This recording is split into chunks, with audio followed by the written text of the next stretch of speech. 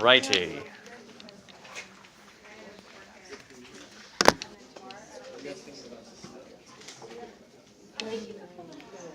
So, yesterday, right, we had just finished talking about a new derivative technique that we learned called the chain rule, right? And so we kind of did this maybe a little confusing, kind of idea about how we kind of use the chain rule here. But I'm going to skip through that and jump right to kind of what the chain rule is. When we take the derivative, okay, of a function that is really two functions, one inside the other. Okay, so here g of x, right, is inside f of x. The way we take the derivative of this is we take the derivative of that outermost layer first. So the outermost layer, right, is f of x. Okay, we take the derivative of that and get f prime, leave the inside alone, and then multiply by the derivative of what's inside. Okay, that gives us the derivative of our kind of layers of functions there. Okay. Similarly, if we consider y to be equal to f of u, right? And so then f prime of u times u prime, right? Again, taking the derivative of the outermost function, f, take the derivative of that, leave u alone, but then multiply by the derivative of u prime. Or derivative of u, which is u prime, sorry. All right? So again, looking here at letter A, for example, again, we'll just run through some of these real quick. We have a function within a function, right? We have 3x minus 2x squared that is inside a cube. So the outermost layer here is just something being cubed, right? Something being cubed there. How do you take the derivative of something cubed? Well, it's going to be 3 times that something to the second, then times the derivative of what's inside. The derivative of 3x minus 2x squared, 3 minus 4x, right? Here for letter B, okay, this is inside of a square root, right? So we're going to take the derivative of something to the 1/2 power first. So we get 1/2 u to the negative 1/2 times u prime. And so we plug back in the x squared plus 1 and then multiply by the derivative of that x squared plus 1, which is 2x. Okay. C, we can rewrite it some. Okay, we rewrote it to this, but again, you can see a function, 4t minus 1, inside the negative 2. We take the derivative of the outermost layer first. What's the derivative of something to the negative 2? Okay, and then that multiplies out and makes it to the negative third, and then times the derivative of that u, which is u prime, so it's just going to be 4 here, right? Derivative of 4t minus 1 is 4. Okay, and then same deal here, except now we've mixed in some other rules with it, right? Product along with a chain. And so this first is a product of two things, but then within that product, we're going to have an application of the chain rule right here, right? We kind of like a function within a function, and also here a function within a function there too. Okay, so you want to be careful of that when you take the derivative, and there you can see, that result. Okay, so any other questions on these before we move on? I just want to make sure we're completely cool with those, or at least cool enough that we don't want to ask a question. We're all good on any of those? No last-minute questions here? All right. So then we talked about differentiability again. Okay, we graphed our function to kind of see, of course, our derivative is not going to exist here at negative 1 and 1 because of that sudden change in slope from negative to positive. We'll have a slope of 0 at 0 because, again, it looks like we have a horizontal tangent line there. And we confirmed that through actual calculations now. Okay, we confirmed that with actual calculations. Then we did some more derivative stuff here. Again, just combining some quotient rule with the chain rule, and again, chain rule with the quotient rule there. Okay. So now we'll finally get into example 4 here, catch ourselves back up and move into things. Okay. So example 4, a particle. Particle motion is moving such that its position in feet is modeled by s equals 2t squared plus 1 to the 8th power, where t is measured in seconds. Find the velocity and acceleration of the particle at t equals 0, indicating units of measure. Okay, so if we are given the position function and we want to find the velocity, what do we need to do? Take the derivative, right? Okay, so v of t is equal to s prime of t, okay, which is equal to, all right. And then do I have a volunteer that wants to maybe see, say how we would take the derivative of this here? All right, Clayton, you want to go for it? So what would the derivative be? So I took the 8 down and put it in front. Okay, so 8 times 2t squared plus 1. Okay, 2t squared plus 1 to the 8 minus 1. So 7th power, very good. Times. The derivative of the inside, which is 2t. So 2 times 2t. 4t. There you go. Very good. Yes, there's your derivative. Okay, well done. That is the derivative there. Okay. So we can simplify this if we want to. I'm just going to leave it. All right. Let's go ahead. I'll also find the acceleration at this point.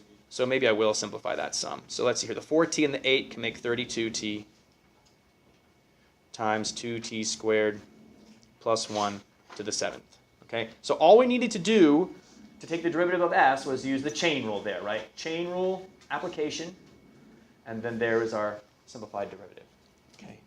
Now, since we have the velocity, how can we find the acceleration? Take the derivative again. When we go to take the derivative of this, what tools are we going to have to use? Product rule and the chain rule now, okay? Because there's a product, 32t times that 2t squared plus 1 to the 7th. So let's do that here. So again, a of t is equal to v prime of t. All right. And so I'll take the derivative of this. There's our first thing. There's our second thing. Okay. So the second, 2t squared plus 1 to the 7th times the derivative of the first, which is just what? The derivative of that is 32. Yep, easy peasy. Plus, I gotta be careful that doesn't look like a t. So the first thing, 32t, times the derivative of the first. So the derivative of this is gonna be 7, right? The 7 goes out front. Leave what's inside alone to the 6th times the derivative of what's inside, 4t. Okay. So we've got the velocity, we've got the acceleration. Are we done? No. What are we supposed to do still? Substitute in 0. Find v of 0, find a of 0. Find the velocity and acceleration of the particle at t equals 0. So v of 0 equals, okay. If you want to just give the answer here, that's fine. I'm going to go ahead and just do this show the substitution. Okay, and so what is our velocity at 0? Have fun, Shelby. What's the velocity at 0? 0, right? There's a 0 times everything here, so it's just going to go to 0. Okay, it'll be 0. What though?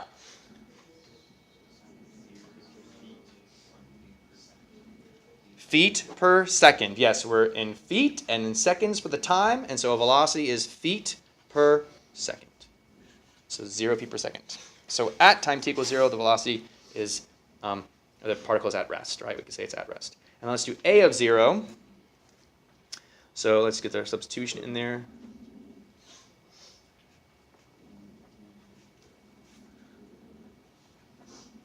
And so, I mean, I guess, so for the first piece here, we're going to have a value, right? But really for this second piece, what's that second piece going to be? It's got to be 0, right? So I'm not even going to bother writing the rest of it. It's just going to be 0, okay? So that all is 0, but this is not, okay? So take shortcuts if you want to with, like, you know, your arithmetic and stuff like that. That's fine, but be careful how many shortcuts, or the amount of shortcuts you take, right? Like, only take the shortcut if you are fully convinced, and maybe even then question yourself, right?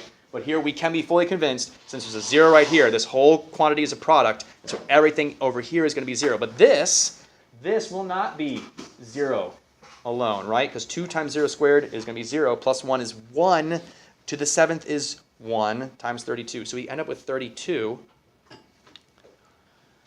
and then 32, what? Feet per second squared, exactly right. Okay, that's our acceleration. Okay. Alrighty, questions on any of that? Questions on any of that? Yep. Chase. How can something be at rest but then have an acceleration of 30? So I would say it's like, again, you think instantaneously it's at rest, right? But something can still be acting on it to accelerate it, kind of thing. So we're thinking in instance right now. And I see what you're saying. You're exactly right. But at an instant, it would be. Yeah. So, all right. Number 5, let's move on to some of these. So now we're going to throw in some trigonometry, right? So don't forget, we learned all those, like, you know, trigonometry rules, right? We can take the derivative of sine, cosine, tangent, secant, cosecant, and cotangent. So we want to make sure we remember those. And now we're going to incorporate them with chain rule here, okay? This is an application here in letter A of the chain rule, okay? What is the outermost function that we're going to take the derivative of first? It's cosine, right? So we're going to take the derivative of cosine, okay? This is not, I'm going to say this too, this is not a product rule, okay? We do not read this cosine times 3x squared plus 2, right? You never say, oh, y equals cosine times 3x squared plus 2. Cosine of what, right? We always have to take cosine of something. So this is inside the cosine. So I do not want to see a product rule here. This is not a product. Okay, not a product. So y prime equals. So the derivative of cosine is negative sign. Leave what's inside alone. Have I finished my derivative? What do I still need to do? Multiply by the derivative of what's inside, 6x. There is our derivative, right there. Okay, there it is. So again, trig is not, doesn't have to be scary. Doesn't have to be scary. Okay, it's just trig. All right, let's take a look here at letter B. I'm going to zoom in on this one some. Okay. Again, these square root symbols, while they may look nice, they're not helpful to us when we take the derivative of something. So I'm going to rewrite this as k cubed plus cosecant 5k to the 1/2 power. Okay, let's kind of drink this in a little bit before we take the derivative. All right. What rule are we going to have to use here to take the derivative of this? Chain rule. How many times?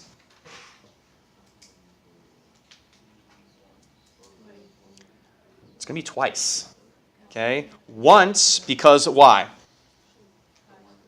We have the something to the 1/2. So this something inside, okay, something inside to the 1/2. And then twice because what else? Cosecant 5k. Okay? So we have a function within a function. K cubed plus cosecant 5k is inside the to the 1/2 power. But then in addition to that, when we multiply by the derivative of what's inside here, we're going to take the derivative of cosecant of 5k. That's another chain rule because it's a 5k inside the cosecant, not just a k. Okay, so we want to be careful there. We're taking this derivative. All right. So we're on example 5b, Celia. Okay. Yep. All right. So w prime equals. All right. So again, outermost layer first. Okay. Outermost layer, right? So what's the derivative of something to the 1/2? 1/2, that's something to the negative 1/2. Bless you, yeah. Times the derivative of what's inside. What's the derivative of k cubed? 3k. Yeah, 3k squared plus the derivative of cosecant, negative cosecant cotangent. And it's negative cosecant of what? And cotangent of what? The 5k in this case, 5k. So it'll be plus, I'm going to run out of space here. Ooh.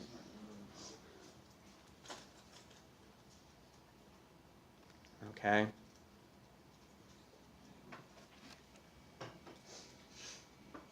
Times the derivative of what was inside the cosecant here. So times 5 at the end. Okay. So that's our derivative there, okay? Would the 5 apply to the 3k squared as well? The 5 would, oh, that's a good question. Let me think about that now. The derivative of that. No, it would not. It would only multiply with there. Yes, thank you for saying that. Because we're taking the derivative of just the cosecant of, in taking the derivative of just the cosecant of 5k, it will be negative cosecant 5k, cotangent 5k, and then times 5 right there. So the 5 is not part of the derivative of the k cubed there. So yes, it would be just the times the 5 there at the end. Okay?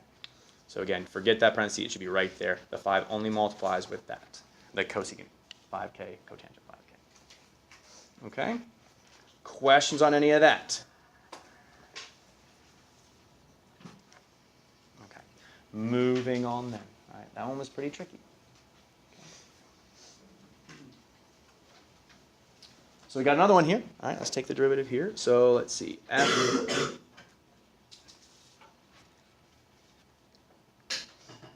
Okay. So again, we want to be careful here. Looking at the first function here, what is the outermost layer? Is it the sine? Is it the cubed? What's the outermost part here? Well, if we rewrite it appropriately, That's how we would rewrite that. So now it's more obvious, right? What's the outermost layer?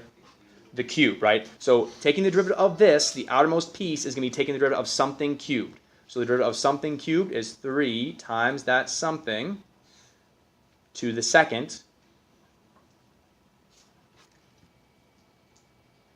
Okay. So we took the derivative of the outermost layer. Now we're going to move one layer in. What's the next layer in? Derivative of sine. So we're going to multiply by the derivative of what was inside the cube there. So again, we took the derivative of something cubed. It's 3 times that something squared, 4t. Move in, take times the derivative of what's inside. So the derivative of sine of 4t is cosine of 4t times then the derivative of what's inside that, 4. Okay?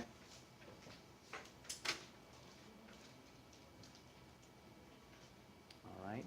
So you can, so again, the layers, right? We have 3 layers here, I guess. 3 out front, sine squared 4t times the derivative of what's inside. Derivative of sine is cosine 4t. So that's the second layer. And then in one more times the derivative of what's inside that, 4. Okay. See, it gets a little complicated here. And I'll put a plus. I'm going to put the rest down here because I don't want to run into my part D there. So we'll then add to that the sine, the derivative of this. So what's the outermost layer here? Sine. So what's the derivative of sine? So it's cosine of that something, 4t cubed. Okay. Times the derivative of what's inside. So that's going to be 12t squared. Okay. So there's your derivative. There it is. Questions on any of that? Yes, Sean? So we wouldn't have to do it for the, You okay? All right. Clayton, yep. Why did we go into the first half of the equation twice? And the second half, like once? Because it has to do with how many layers we had here in this function. You can see that here we had, so we had a function within a function within a function in the first piece. Here we just had a function within a function. Okay. You see the 3 layers here? It's a cube, then it's sine, then it's 4t. 3 things. Here, it's sine of 4t cubed. So it's kind of two things. So that's why we only need to multiply. We did the outermost layer, left what was inside, then times the derivative of what's inside. So this is like a more traditional chain rule, like some of the earlier stuff that we saw. This is now taking a little more, an extra step here, right? Because we have another layer added to it. Okay? All right. So good question. Other questions on that before we move on? All right. So letter D here. Now we're looking at this one. Okay. This is a bit funky here. All right. When we look at this, what is the first layer that we're going to take the derivative of here? Secant. Very good, right? It's the outermost piece. So we'll just do that. Okay, so y prime equals, what's the derivative of secant?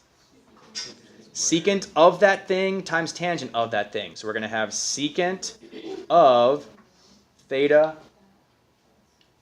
times e to the sine of 2 theta. I said t when I meant theta. Okay. Times tangent of theta e to the sine of 2 theta.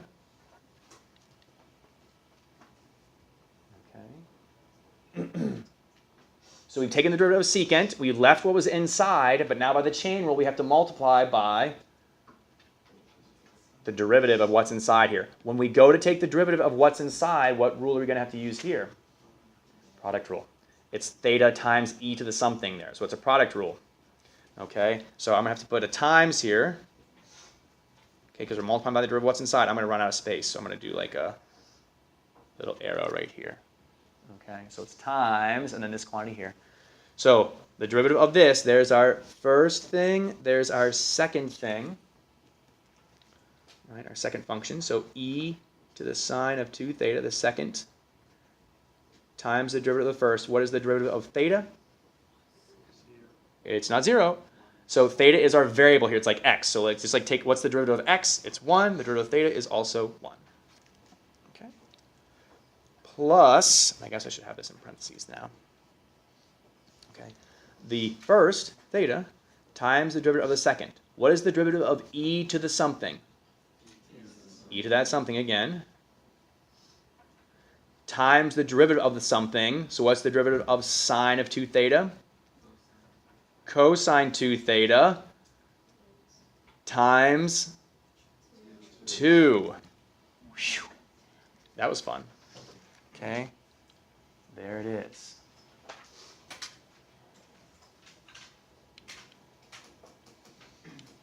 Okay. You don't have to do it again.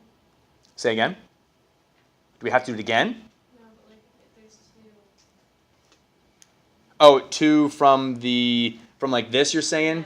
So it's the thing that's inside was this quantity. So we're multiplying by the derivative of what's inside. It's not so much, it doesn't matter so much the fact that we had, that it splits into like 2 here. It's more, we're multiplying by just the derivative of what was inside. So this is like our u.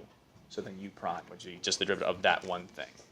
Okay, good question, Lily. Yeah. Yep. Is the cosine 3 theta times 2 apply to both of those terms combined? Does the cosine of 2 theta times 2 apply to both of those terms? So you're saying like these two right here? Yeah. So because in this term,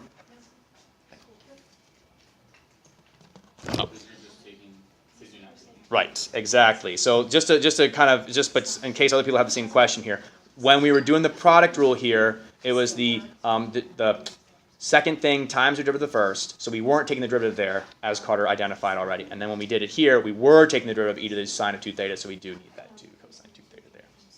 Okay, we weren't taking the derivative of sine of 2 theta there. We did here, so that's why we need the cosine 2 theta and the 2. Okay?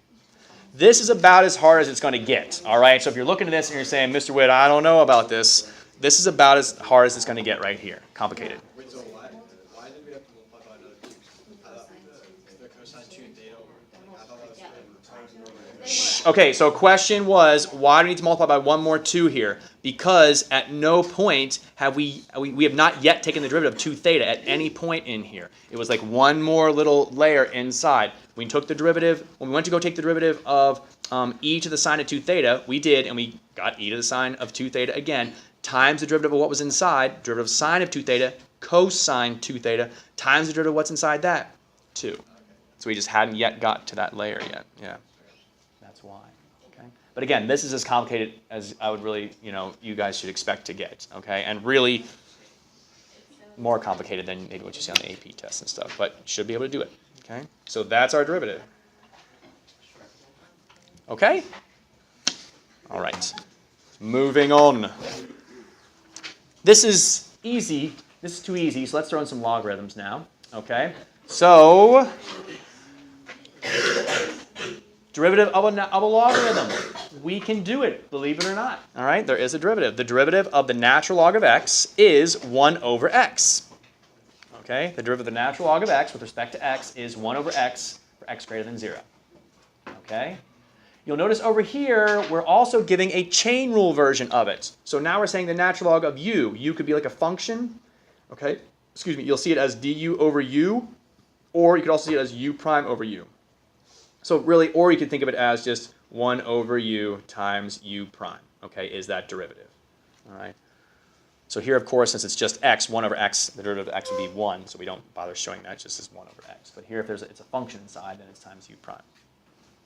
Okay? So, the derivative with respect to x of the natural log of the square root of x. All right, well, I'm going to rewrite this because, again, square roots, no fun. So we'll say the derivative of the natural log of x to the 1/2. Like that, right? So what is the derivative of the natural log of something? 1 over that something.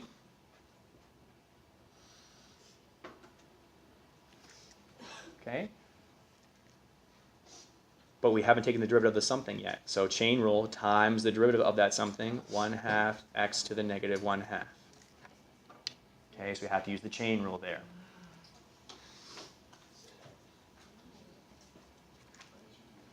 Okay. So what's the derivative of natural log of something? 1 over that something, right? So Sean, you had a question, right? Why did I do this? Okay. So the derivative of natural log of something is 1 over that something. You've got that, right? Okay. But have we taken the derivative of x to the 1/2 yet? We have to multiply by the derivative of what was inside there, so it becomes that. Okay. Now this actually simplifies rather nicely here. If I rewrite this, right, 1 over x to the 1/2, this is times 1 over 2. X to the negative 1/2 is 1 over x to the 1/2. What's x to the 1/2 times x to the 1/2? X to the 1, right? We add exponents when we multiply common bases. So it's x to the 1. So this becomes just 1 over 2x, like that. Okay, that's what it simplifies to be. You didn't have to simplify it, but it does simplify nicely. Okay? Clean? Why did we multiply it that last time by 1 over x to the 1/2? Why we multiply those together? At the last, I get why you did 1 over x to the 1/2 times 1/2 x to the negative 1/2. Well, this right here. Yeah. I was just showing you that it simplifies rather nicely. Right? X to the negative 1/2 is 1 over x to the 1/2 there. You have the 1/2 there. You have this 1 over x to the 1/2 there. And those multiply very nicely. X to the 1/2 times x to the 1/2 gives you just x. And there's a 1/2 there. Okay? Let's try this next one here. Okay, in fact, you guys try letter B. Go ahead, give letter B a shot. I think you guys can do that one. Give it a try. All right.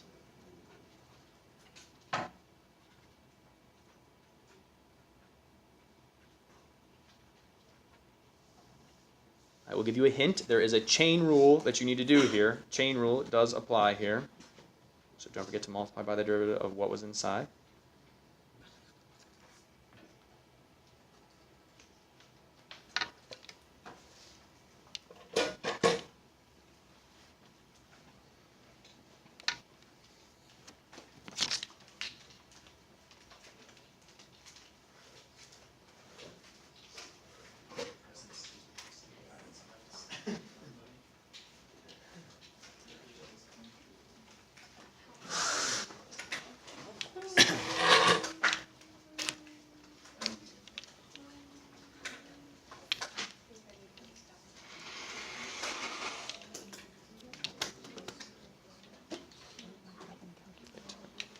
Oh, there.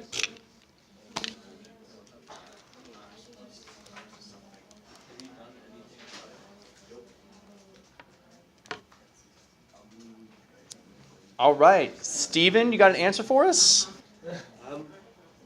2x over x squared plus 1. 2x over x squared plus 1. Beautiful. Exactly right. Okay? Did you Yes. say you have to like simplify it down, or like can you do? You could have left it like that. Okay. That's like fine. It makes no difference. In this case, right, all it just says is to differentiate. Sorry, all the directions say is differentiate. So if you've done that, then you're good, and that is you differentiated there. Yeah, so that's fine. But I just put it together because it was so easy. You know, just multiply it there. Okay. And again, I think my goal is to like kind of transition into simplifying more and more often So now. it's probably better. It's good to get into the habit of it because again, when it comes to like, so for example, for the quiz on Friday. Well, I guess there could be multiple choice on the quiz, but like for the test, for example, we're guaranteed. I will tell you right now, there will be multiple choice on the test. And so the key for that is going to be obviously taking your answer, being able to simplify it to what the multiple choice has. Now, I will say this, the multiple choice does not it doesn't simplify it in like a confusing way, or at least like in a trying to trick you kind of way. It simplifies in a very like what you would expect to do to simplify things, combining like terms, multiplying things that go together or stuff like that, So yeah. Okay. All right. Letter C. Go ahead and try that one. Okay. Let's talk about this one first, though. When we go to take the derivative of this, we're going to have to use what rule? Product rule. Very good. Do we need to use the chain rule here? No. No, we don't. No chain rule. Okay, just a product rule. So go ahead, take the derivative there. Give it a shot. I will too.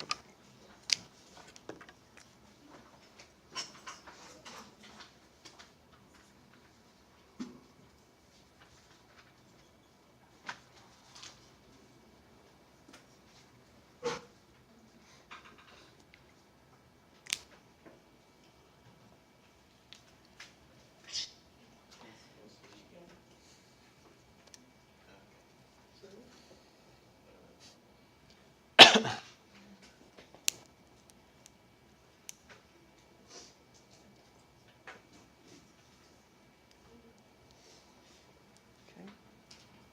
10 more seconds here.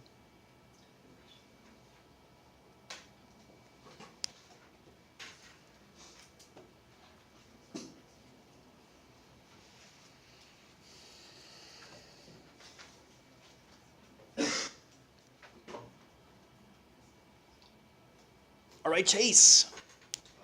What'd you come up with? I came up with x times 1 over x plus 1 times the natural log of x. Perfect. Yes, exactly right. That simplifies to then natural log of x plus 1, right?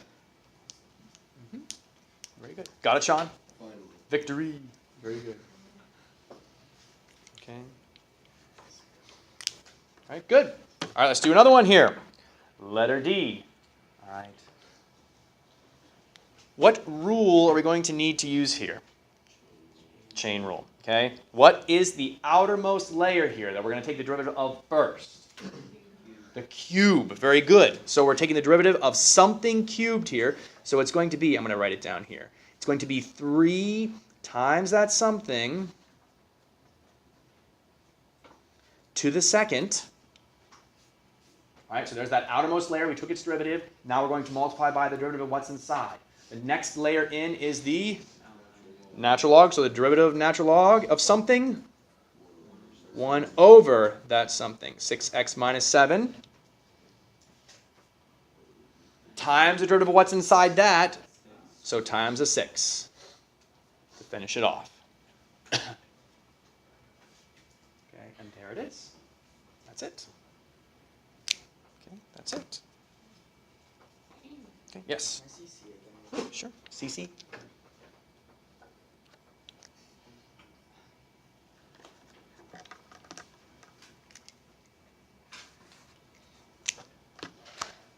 Okay.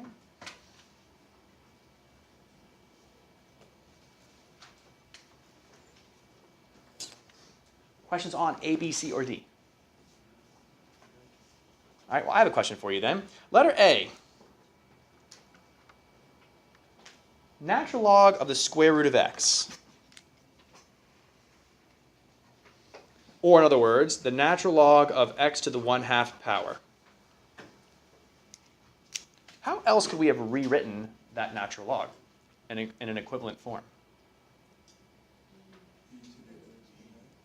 Say what? Is it e to the x 1/2? Not using e right here. What, using a property of logarithms. When you have a log of something to a power,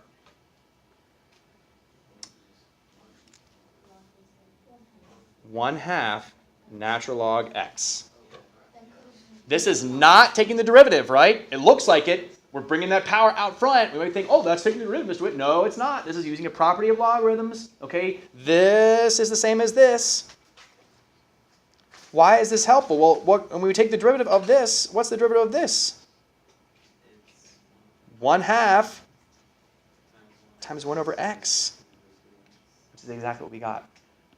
Okay, so we could have used our logarithm properties here to save us a little bit of work. Okay.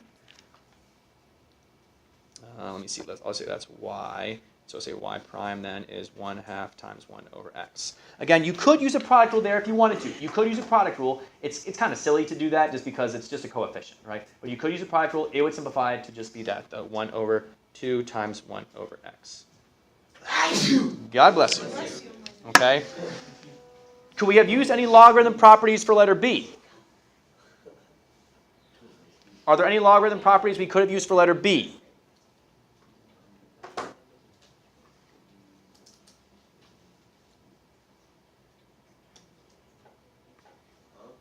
Huh? Are there any logarithm properties that we could have used to simplify letter B? No. No. You can't break up addition inside a logarithm, right? Can't break up addition inside a logarithm, so there's not really anything we could do there. Not really helpful. Same deal here. We don't want to bring that x up into the exponent of x because we don't know how to take the derivative of x to the x yet. Okay, we can't take the derivative of x to the x yet. Okay. And then this, the cube is on the outside, so you can't bring the 3 out front, right? It's not natural log of something cubed. It's the cube of the natural log of something, so you can't bring it out front. But now let's look here at letter A. And oh my gosh, the directions say use logarithmic properties to differentiate the following functions. So instead of saying y equals natural log of the square root of 2x plus 1, we know that that square root is really 2x plus 1 to the 1/2. But what can we do with that 1/2 power? Bring it out front. That is not taking the derivative, right? That is not taking the derivative. That is using natural log properties. So don't think you're done here Or don't like multiply by 2 afterwards and say, I've taken the derivative. You have not. This is logarithm properties. Still the same function. Now we'll take the derivative. Y prime equals, so the 1/2 times, what's the derivative of the natural log of something? 1 over that something times the derivative of what's inside. What's the derivative of what's inside there? 2. And so the 1/2 and the 2 will cancel very nicely and leave us with just that 1 over 2x plus